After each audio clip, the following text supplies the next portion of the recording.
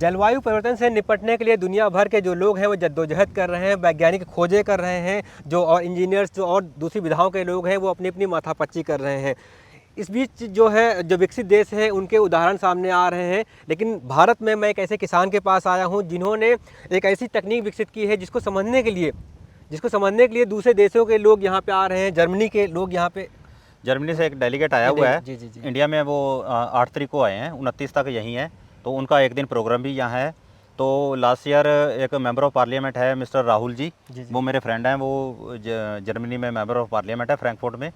तो वो आए हुए थे। तो लास्ट ईयर उस टाइम भी बिजाई चल रही थी, तो वो फील्ड में घूमते रहे, उन्होंने जनरली सी बातें चलती रही उनसे। तो उनको मैंने एक इस अपने मीडियम का ये बेनिफिट बताया कि ये पानी की मेरी इतनी बचत करता है कि अगर 2-3 महीने मुझे नर्सरी की किसी कारणवश रोकनी पड़ जाए तो मुझे पानी की ज़रूरत नहीं। तो वो उनके दिमाग में वो बैठ गई। उन्होंने वहाँ इस साल यूरोप में इतनी गर्मी पड़ी है कि वहाँ नदियाँ भी सूख गई हैं, जर्मनी में और फ्रांस में भी। तो उनके दिमाग में वो बात थी, वो संसद में कोई उनका सेशन चल रहा होगा, उन्होंने वो बात बताई कि मैं इंडिया में ये चीज़ देख कर आया हूँ। तो वो जब इंडिया में उन्होंने आना ही था तो उनके साथ 2-3 मिनिस्टर और आए हुए हैं।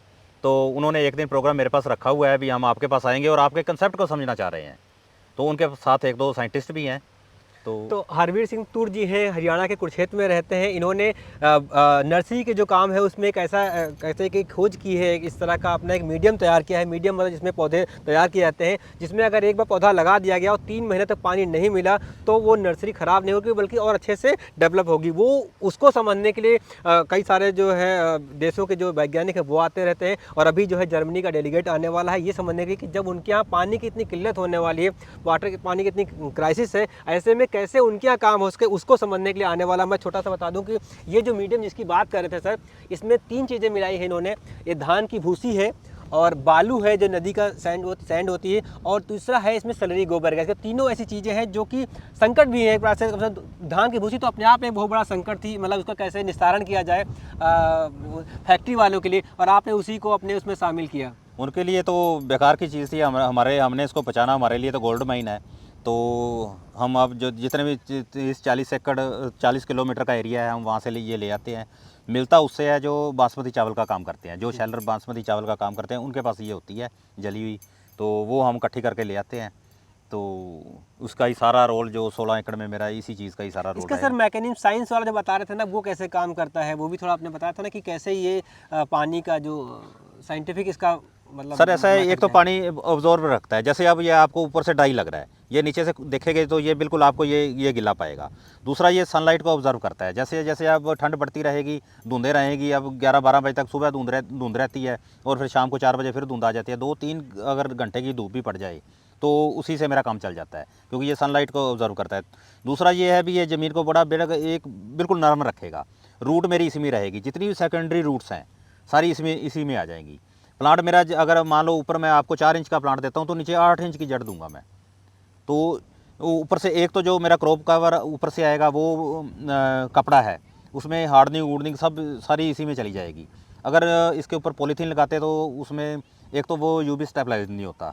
दूसरा ये है भी मेरे वाला कपड़ा जो है PPNW वो यूवी स्टेबलाइज्ड है। तो कई कारण इकट्ठे हो गए हैं इसमें। तो उसके बाद मेरे अगर सारी सर्दियों में इसको पानी लगना नहीं, अगर पानी लगेगा तो नमी नहीं टूटती, नमी ना टूटने की वजह से बीमारी आ जाती है। इसको पानी लगना नहीं सारी सर्दियों, पानी ना लगने की वजह से पौधे की हेल्थ बढ़िया रहेगी, स्वस्थ रहेगी।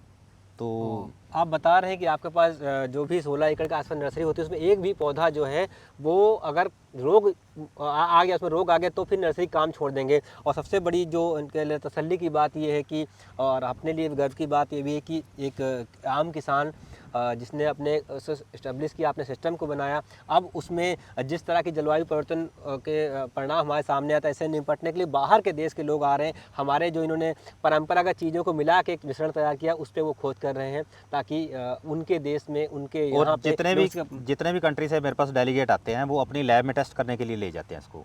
एक तो तीनों चीज़ें अलग ले जाते हैं और इकट्ठा मिक्सचर जो ये तीनों चारों चीज़ों को ले जाते हैं अपनी लैब में टेस्ट करने के लिए कि इसमें क्या है। तो कई यूनिवर्सिटीज़ हैं वो भी ले जाती हैं इसको। मेरी सक्सेस स्टोरीज़ ICR से आती रहती हैं, वो साइंटिस्ट भी मेरे पास आते रहते हैं।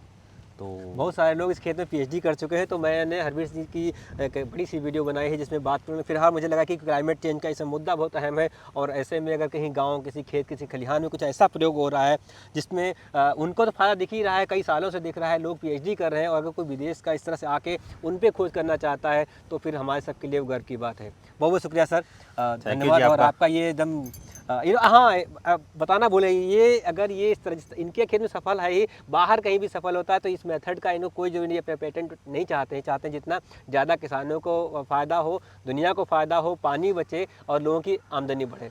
सर इसका कारण ये था कि जब मैं किसी के पास सीखने गया था, वो किसी ने मुझे बताया नहीं था। मेरे दिल में हमेशा ये रहती है, अगर कोई तेरे पास आ गया तो वो बड़ी उम्मीद लेकर आया है। मेरे पास कई यूनिवर्सिटी से मेरे MOU साइन है, तो मैं स्टूडेंट मेरे पास आते रहते हैं तो मैं उनको बताता हूँ, क्योंकि मेरे दिल में ये रहती है। अभी एक इससे और भी बढ़ के बात बताता हूँ आपको। जितने भी इम्प्लीमेंट जैसे इसमें यूज़ होते हैं, मान लो पोलिया उसमें है, फॉर एग्ज़ाम्पल अगर मान लो आपका इरिगेशन सिस्टम है वो, जिसमें बूम स्प्रेयर लगता है, मान लो आधे एकड़ में 1 करोड़ का लगता है, क्योंकि हम नेटाफेम का यूज़ करते हैं। नेटाफेम एक इजराइल बेस्ड कंपनी है, तो मैंने उनको बुलाया, उनके इंजीनियरों को बुलाया कि मैंने इसमें बूम स्प्रेयर लगाना है, तो उन्होंने मुझे 1 करोड़ का खर्चा बताया उसमें। मैंने अपने दिमाग से ही ये 1.5 लाख में बना के उनके इंजीनियर को ये पूछने के लिए दोबारा बुलाया कि आपका ये बूम स्प्रेयर ज़्यादा फाइन है या मेरे वाला ज़्यादा सिस्टम। सामान उसी कंपनी से लिया, मैंने फोगरों से ही काम ले लिया। जवाब क्या था? तो सर मेरा सिस्टम उनसे ज़्यादा फाइन है, मेरा सिस्टम उनसे ज़्यादा फाइन है।